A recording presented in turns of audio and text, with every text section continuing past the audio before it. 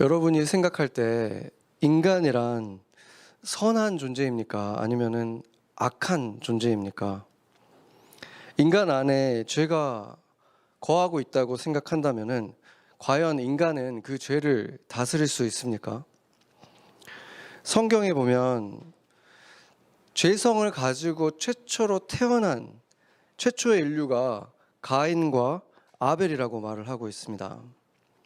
그리고 그 최초의 인류에게 있었던 형제 간의 살인 얘기를 담고 있는 것이 바로 창세기 4장에 나와 있습니다. 창세기 4장 3절에서 7절을 보면 지금 세월이 좀 지났다고 했죠. 그러니까 가인과 아벨이 어른이 됐고 이제 다른 형제들도 이미 그 지면에 어느 정도 사람들이 있던 시대입니다.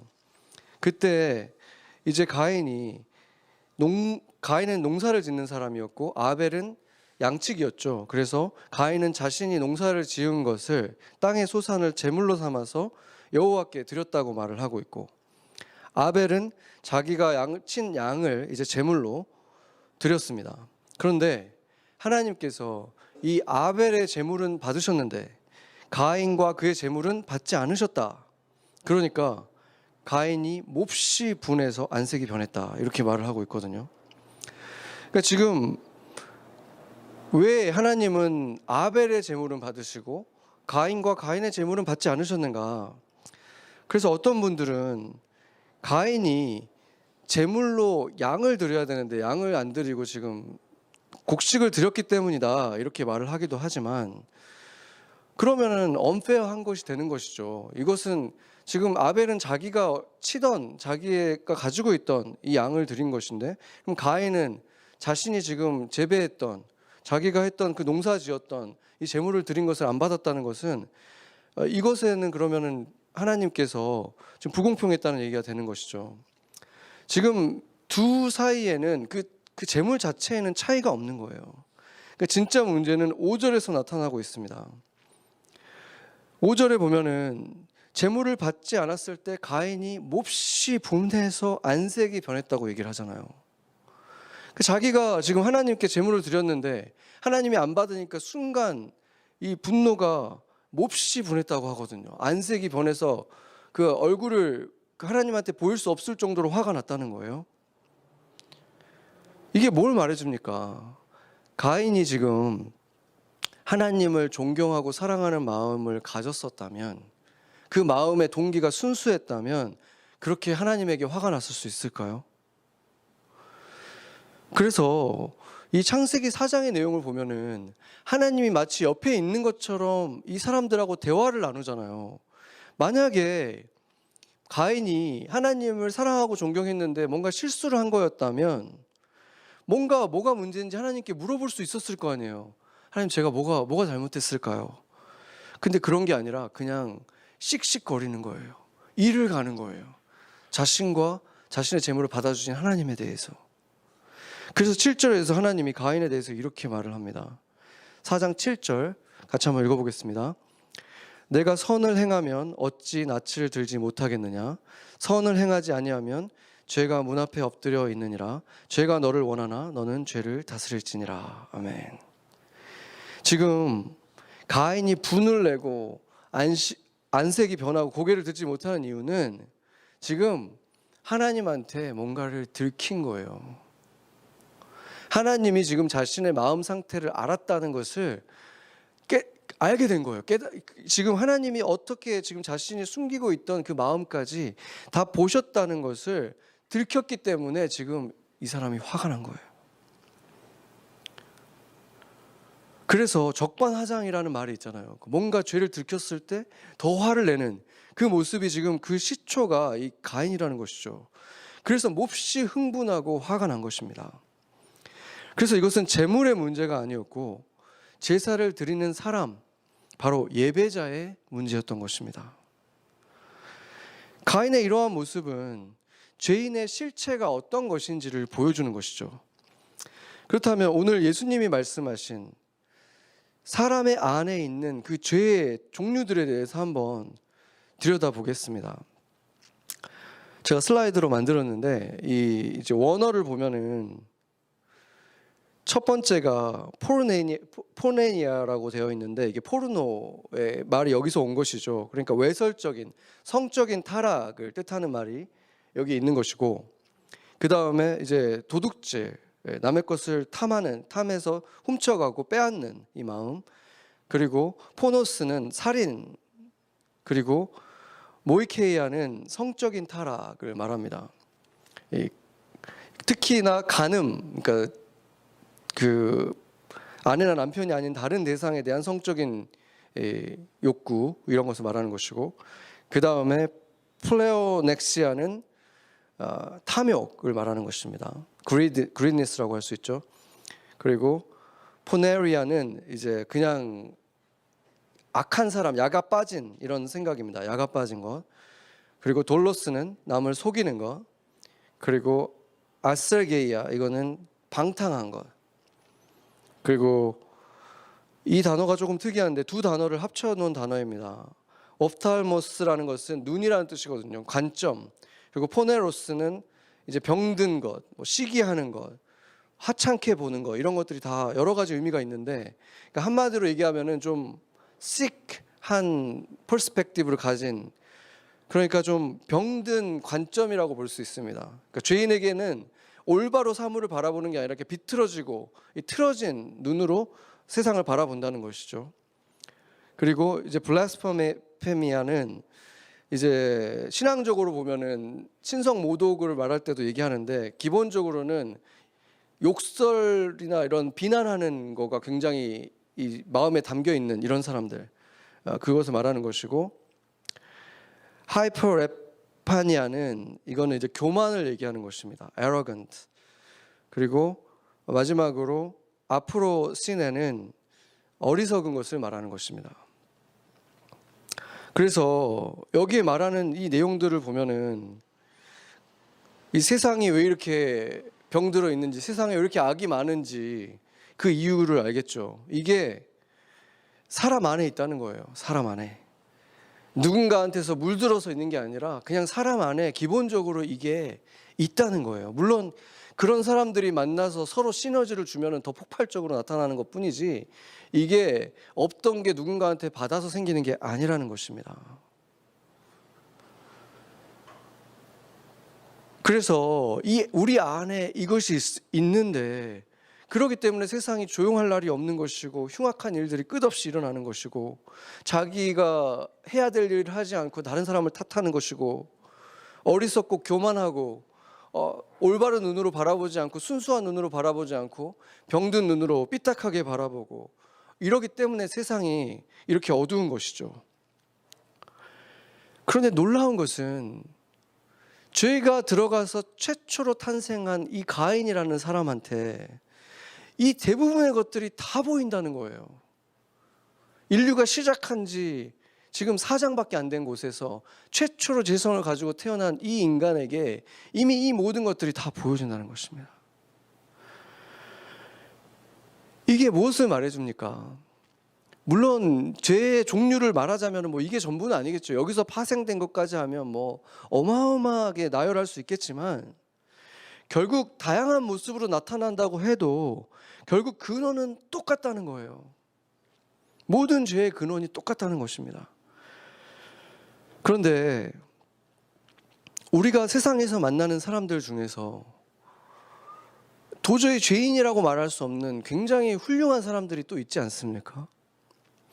지금 우리가 말했던 이런 모습이 전혀 나타나지 않고 아주 존경스러운 삶을 살아가고 봉사도 하고 다른 사람들에게 베푸는 일도 많이 하고 가난한 사람들을 도와주는 일도 많이 하면서도 정말 바르게 살아가는 사람들이 있다는 거예요.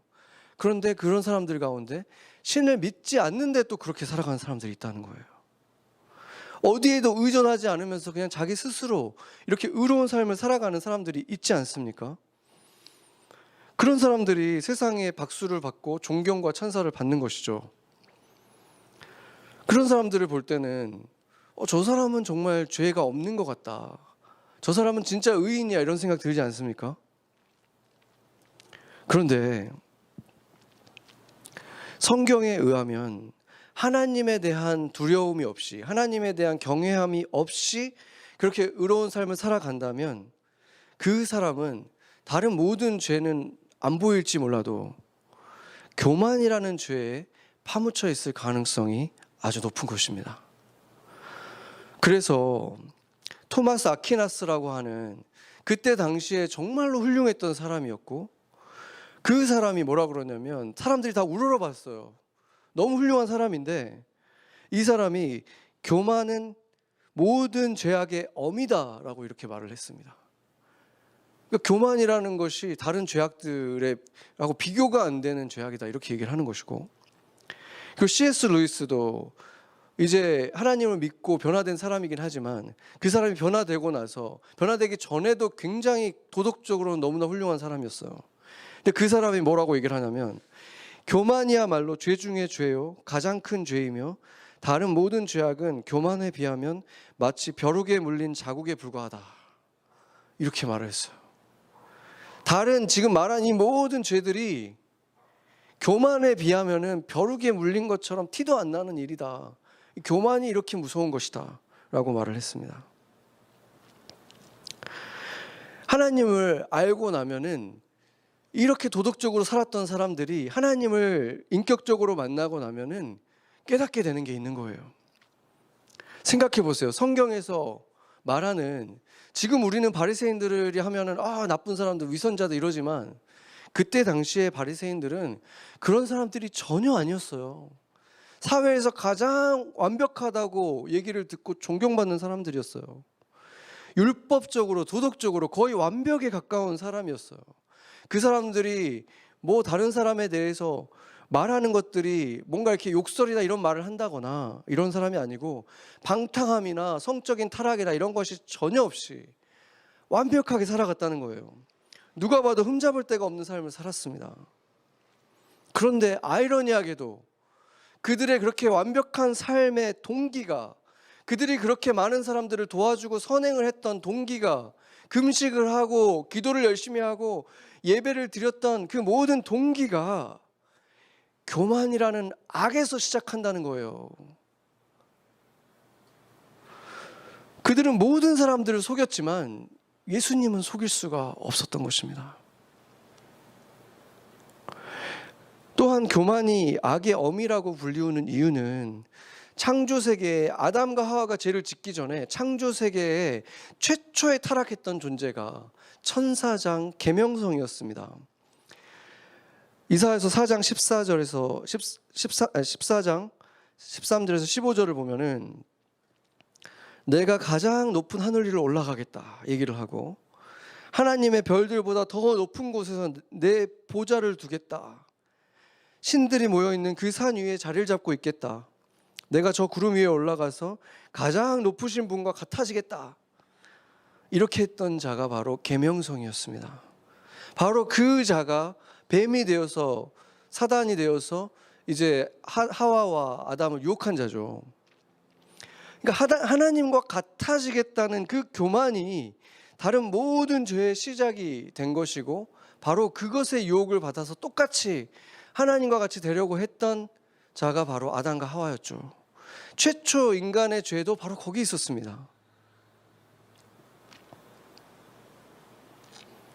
그리고 가인은 하나님을 앞에 두고도, 하나님이 지금 옆에서 이렇게 같이 살아가는데도 하나님을 멸시하는 마음을 가지고, 하나님이 자기 뜻대로 안 움직여 줄 때 몹시 분노하는 그 교만에 빠져 있었습니다. 이 교만이라는 것이 무서운 것은 겹겹이 숨겨져 있어서 자기가 죄인이라는 사실조차를 인정하지 못하게 만드는 거예요. 철저하게 바른 삶을 살면서 모든 사람들을 다 내려다보는, 꼭대기에서 내려다보는 것이 바로 이 교만이라는 죄입니다. 누가복음 18장 11절 같이 한번 읽어보겠습니다. 바리새인은 서서 따로 기도하여 이르되 하나님이여 나는 다른 사람들 곧 토색, 불의, 간음하는 자들과 같지 아니하고 이 세리와도 같지 아니함을 감사하나이다. 아멘.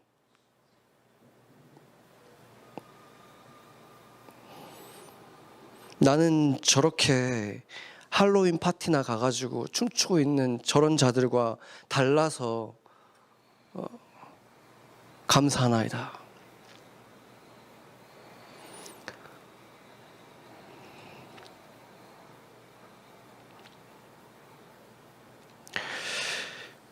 기독교의 영향이 미미한 선교지와 같은 곳에서는 여러 가지 행동으로 나타나는 음란이 너무 많다거나 정부가 부패를 한다거나 그리고 어떤 성적인 타락이 만연한다거나 이런 것들이 더 만연한 편입니다. 기독교의 영향이 적은 곳은.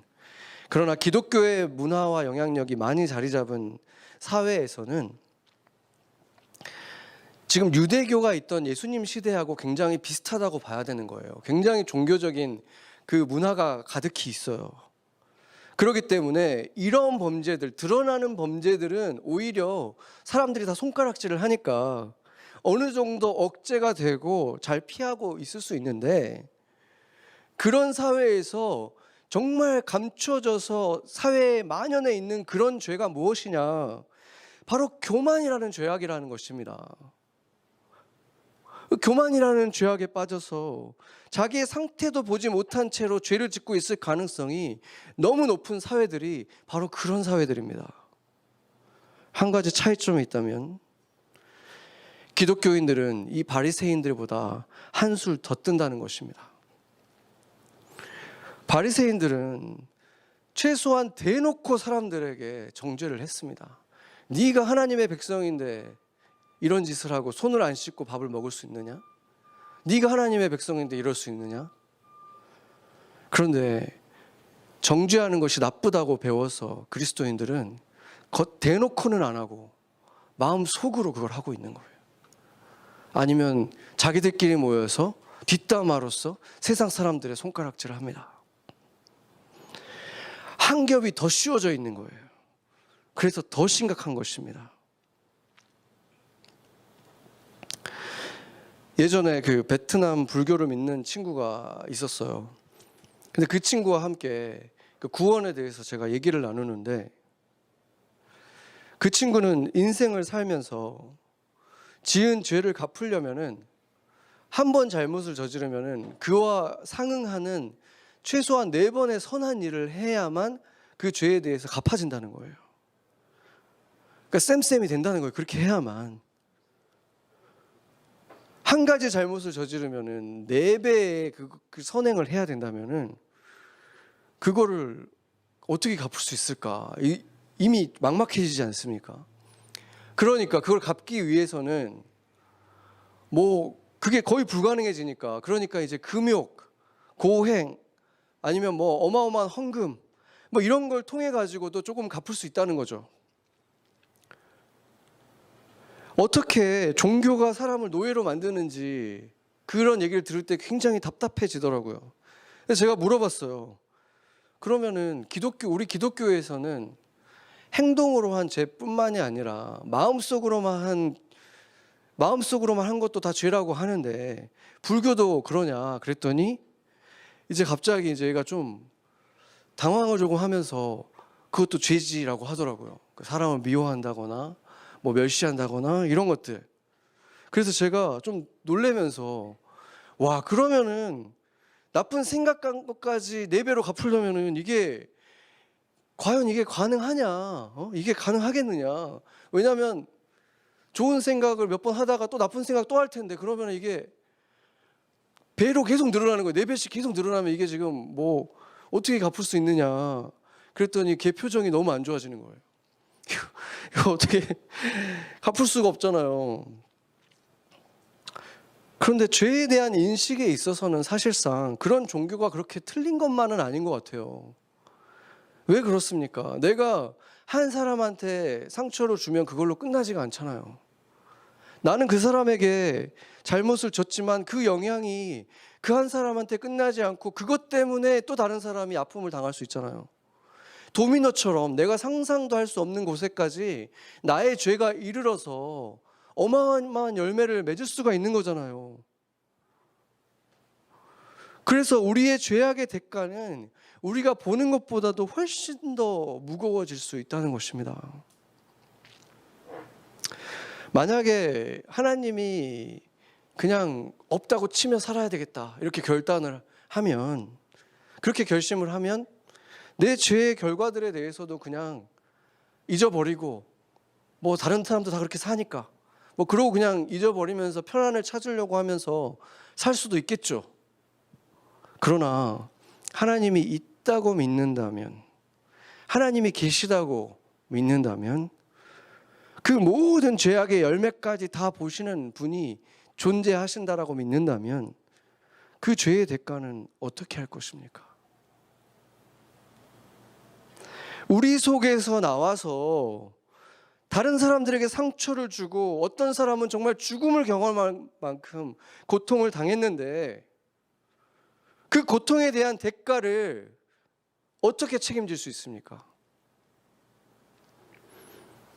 어떻게 감당할 것입니까? 사람이. 그런데 복음은 하나님이 예수님을 통해서 그 문제를 해결하셨다고 말합니다. 로마서 8장 3절에서 4절 같이 보겠습니다. 같이 읽어보겠습니다. 율법이 육신으로 말미암아 연약하여 할 수 없는 그것을 하나님은 하시나니 곧 죄로 말미암아 자기 아들을 죄 있는 육신의 모양으로 보내어 육신의 죄를 정하사 육신을 따르지 않고 그 영을 따라 행하는 우리에게 율법의 요구가 이루어지게 하려 하심이니라. 아멘. 예수님을 죄 있는 죄인의 모양으로, 그래서 우리의 모든 그 죄를 그분에게 전가시켜서 예수님이 죄인이 되어서 십자가에 달리셨기 때문에 죄인이 되어서 죄인이 받아야 될 모든 그 죄의 대가를 치르게 하셨기 때문에 우리가 그 대가를 치르지 않아도 되는 정말 말도 안 되는 은혜 속에 우리가 들어가게 된 것입니다. 이것이 바로 복음의 시작인 것입니다. 그래서 이 복음은 겸손한 자만 믿을 수 있는 거예요. 겸손한 자만 받을 수 있는 거예요. 내가 그렇게 그 모든 죄악의 대가를 감당할 수도 없는 그 죄의 대가를 내가 짊어지고 있었던 사람인데 내가 그것으로부터 자유케 됐다. 내가 상상할 수 없는 상처들을 세상에 끼치고 악을 퍼뜨리며 살았는데 내가 감당도 할 수가 없는데 그 무거운 짐이 나에게 지어져 있는데 그거를 예수님이 짊어져 주셨다. 그거를 알고 어떻게 겸손하지 않을 수가 있겠습니까? 그게 나에게 일어났다면 어떻게 감사하지 않을 수가 있겠습니까? 그렇게 가슴 아리는 참된 뉘우침이 없이는, 그런 마음이 없이는 그 은혜를 받을 수가 없는 것입니다. 받아낼 수가 없는 거예요. 그 받을 만큼 낮아진 그릇이 없는 거예요.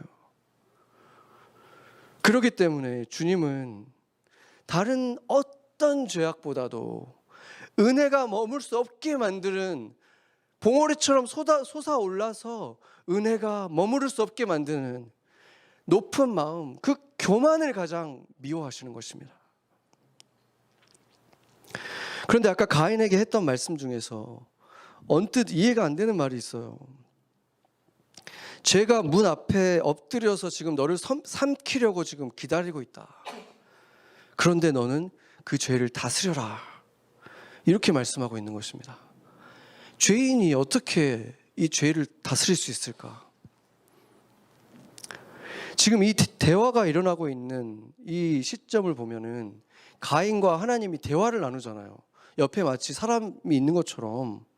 이 시기가 굉장히 특별했던 시기라는 걸 알 수가 있습니다.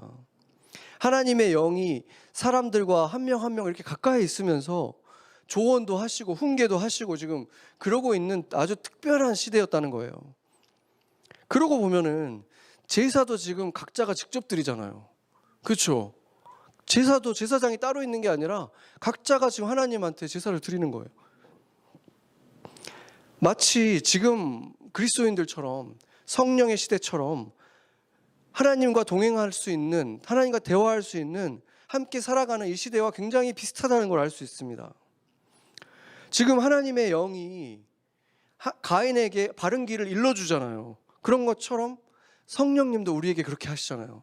우리 마음 안에서 그건 아니지 않냐, 그건 너무 이기적이지 않냐, 그거는 세상 사람들하고 똑같은 선택 아니냐, 이렇게 가이드를 해주시잖아요, 성령님이. 그래서 지금 우리 시대랑 굉장히 비슷하다는 거예요. 또 한 가지 비슷한 점이 뭡니까? 그렇게 성령님이 가이드를 해주시는데도 불구하고 그거를 무시하기도 하잖아요. 또 죄를 짓잖아요, 우리가. 가인처럼. 그렇다면 우리도 이 가인처럼 무기력하게 하나님의 경고에도 전혀 죄를 다스리지 못하는 이런 무력한 상태에 놓여 있는 것입니까?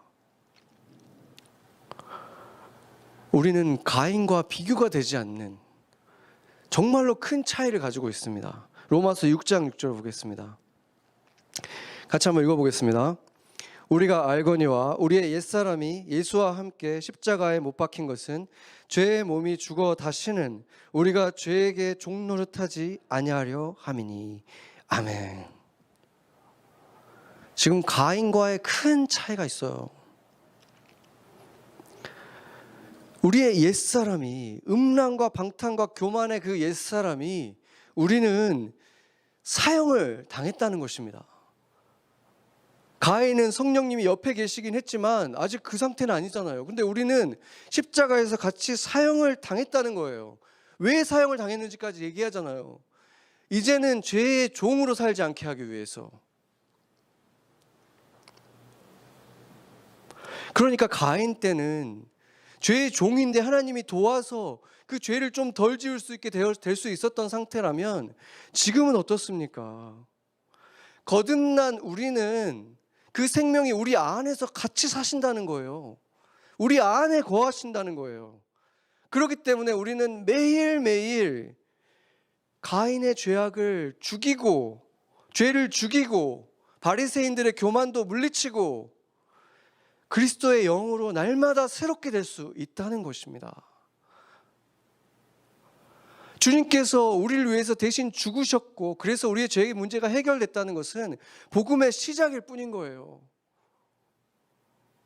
복음으로 인해서 우리는 복음의 삶을 살아야 되는 거예요. 그리스도와 함께 살아가는 삶은 그리스도의 삶이에요. 그리스도의 삶. 그리스도가 살아가는 삶. 그리스도가 살아가는 삶은 그리스도처럼 살아가는 삶이고 죄를 이기는 삶입니다. 날마다 죄를 죽이고 이길 수 있는 삶이 우리에게 주어져 있다는 것입니다. 오늘 우리가 오랜만에 성찬식 하잖아요. 이 성찬식의 의미가 뭡니까? 주의 살과 피가 나에게 들어오는 거예요. 주의 살과 피가 들어오면 어떤 사람이 되는 것입니까? 우리가 내 살이 주의 살이 되고 내 피가 주의 피가 되면 내가 주님처럼 살아가게 되는 거예요. 그것을 실제로 경험하는 것이 바로 이 성찬식입니다. 가장 직접적인, 눈에 보이고 입으로 먹고 삼키고 내 안에 들어와서 이거보다 더 분명한 그림이 어디 있습니까? 왜 이 의식을 우리에게 하라고 하셨겠습니까? 그럼에도 불구하고 우리가 성찬식을 그렇게 많이 했는데, 세례도 받았는데 우리의 육신이 여전히 연약하잖아요. 이 육신을 가지고 있는 한, 이 육신은 하나님의 사람인데도, 영원한 생명이 있는데도 감기에 걸리잖아요. 그리고 나이도 들고 병에도 걸리고 죽음도 맞습니다.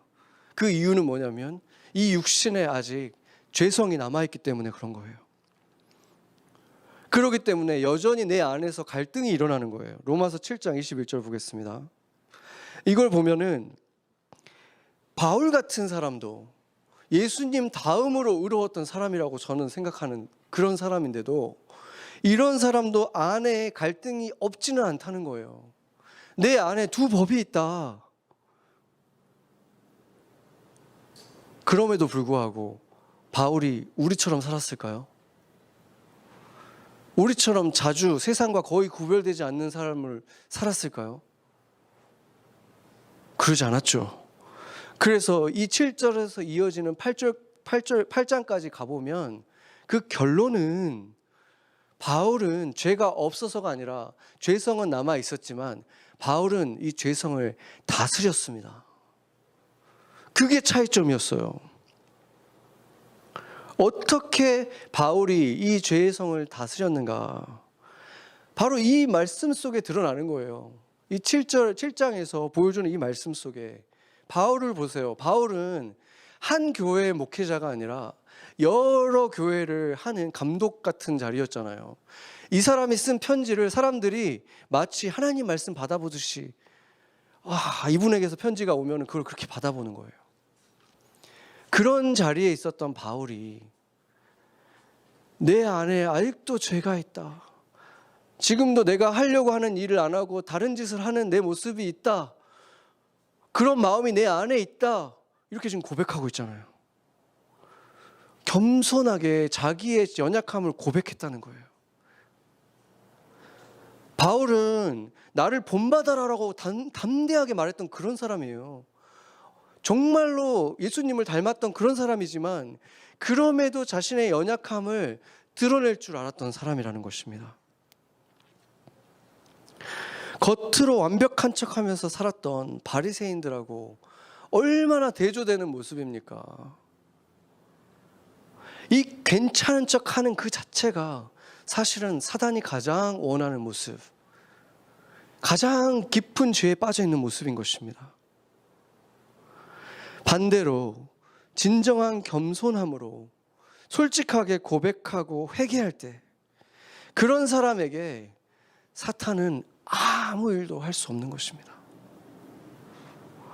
참된 겸손이란 빛 앞에 사탄은 힘을 잃어버리는 거예요. 교만이 사탄의 것인 것처럼 겸손은 하나님이시면서 죄인의 몸으로 오셔서 우리 가운데 계셨던 예수님의 것이 바로 이 겸손이기 때문입니다. 그래서 복음의 진리, 빛 가운데 들어오면 바울의 결론이 바로 이런 것입니다. 로마서 8장 15절 같이 한번 읽어보겠습니다. 너희는 다시 무서워하는 종의 영을 받지 아니하고 양자의 영을 받았으므로 우리가 아빠, 아버지라고 부르짖느니라. 아멘. 그리스도 안에서 성숙한 사람은 하나님한테 아빠 도와주세요 이렇게 할 수 있는 사람이라는 거예요.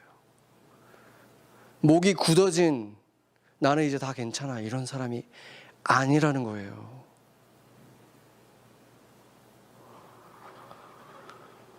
예수님처럼 하나님을 아빠라고 부를 수 있게 되는 자가 되고 겸손한 하나님의 자녀가 돼서 참된 자유를 누리는 거예요. 어디 가서나 괜찮은 사람인 척, 대단한 사람인 척 있는 그런 사람이 아니라 기도를 부탁할 수 있는 사람, 연약함을 드러낼 수 있는 사람, 그런 사람이 되어간다는 것입니다. 그럴 때 우리는 가인과는 달리 우리의 재물을 주님이 안 받으시면 주님 뭐가 잘못됐어요? 제가 뭐가 잘못됐을까요? 어떻게 할까요? 겸손하게 물을 수 있는 사람이 되는 거예요. 하나님이 바라신 것처럼 주님의 영으로, 성령으로 날마다 자기를 부인하는 겸손함으로 그렇게 남아있는 죄를 다스리는 사람이 되는 것입니다. 아까 그 바리새인의 기도를 할 때 바리새인이 멸시를 했지만 예수님은 도리어 칭찬했던 세리의 기도를 한번 보겠습니다. 누가복음 18장 13절입니다. 같이 한번 읽어보겠습니다. 세리는 멀리 서서 감히 눈을 들어 하늘을 쳐다보지도 못하고 다만 가슴을 치며 이르되 하나님이여 불쌍히 여기소서 나는 죄인이로소이다 하였느니라. 아멘.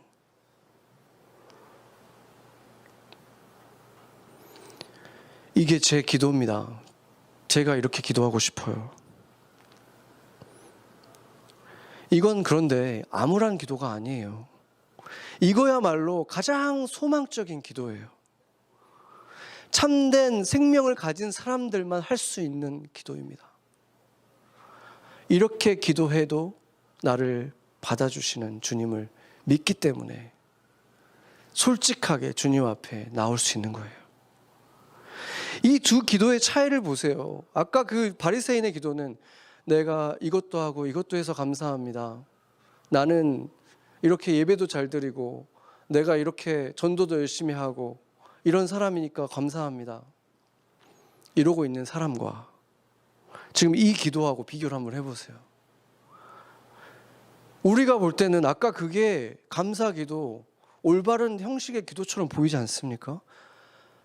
이 세리의 기도가 이게 무슨 기도입니까?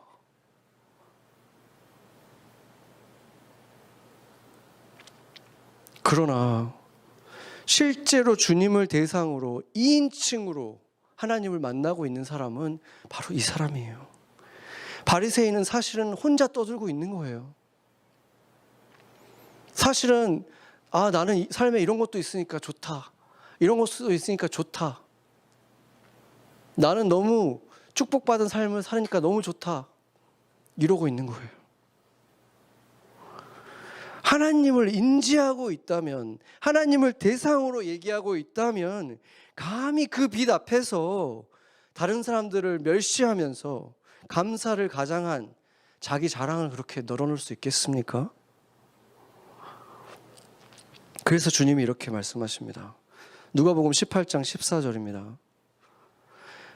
내가 너희에게 이르노니 이에 저 바리새인이 아니고 이 사람이, 이 세리가 의롭다 하심을 받고 그의 집으로 내려갔느니라. 무릇 자기를 높이는 자는 낮아지고 자기를 낮추는 자는 높아지리라 하시니라. 아멘. 하나님이 말씀하셨습니다. 죄가 문 앞에서 엎드려져서 너를 삼키려고 지금 기다리고 있지만 너는 죄를 다스려라. 죄는 인간의 결심으로 결코 해결할 수 없습니다. 보이는 죄를 다스리고 나면 보이지 않는 죄가 우리를 또 덮치고 그 죄까지 다스리면 이제는 다른 죄인들을 경멸하는 교만이라는 죄악에, 그 죄악의 어미가 우리를 삼키게 됩니다. 그래서 가장 흉악한 죄악이 되고 마는 것입니다. 이 사망의 몸에서 무엇이 우리를 건져줄 수 있는 것입니까? 여러분은 이제 어떻게 죄를 다스리겠습니까? 같이 기도하시겠습니다.